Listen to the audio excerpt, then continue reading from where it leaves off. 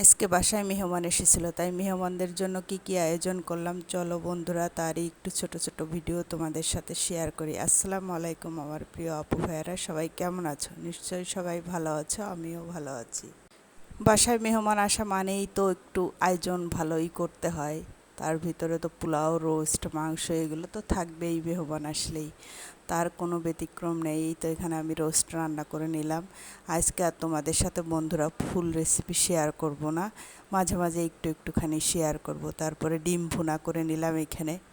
ডিম ভুনাটা দেখতে কেমন হয়েছে অবশ্যই কমেন্টে জানাবা। কারণ বাসায় যখন কোনো মেহমান আসার দাওয়াত থাকে তখন তো বোঝোই যে কত ব্যস্ততার ভিতর দিয়ে আমাদের কাটাতে হয়। অনেক বেশি রান্নাবান্নার আয়োজন থাকে, অনেক ব্যস্ততার ভিতর দিয়ে যায়, তা সম্পূর্ণ ভিডিও নেওয়াও কিন্তু সম্ভব না।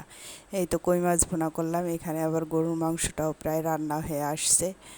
এই করলাম আজকের আয়োজনে। আর যত যাই রান্না করি তার সঙ্গে তো সাদা পোলাও থাকবেই, ঝরঝরে সাদা পোলাও না হলে তো কেমনই যেন ব্যাপারটা হয়ে যায়। এই তো আমার পোলাও রান্না করাও কমপ্লিট হয়ে গেছে।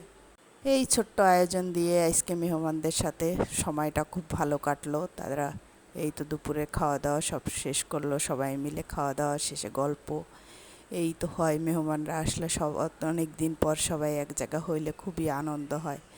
খাওয়া দাওয়া শেষ করে বিকালে আবার নাস্তার আয়োজন। এই দিয়েই আজকের দিনটা আমার কেটে গেল। কেমন লাগলো তোমাদের কাছে আমার আজকের ভিডিওটা অবশ্যই কমেন্টে জানাবে। সবাই ভালো থাকবে।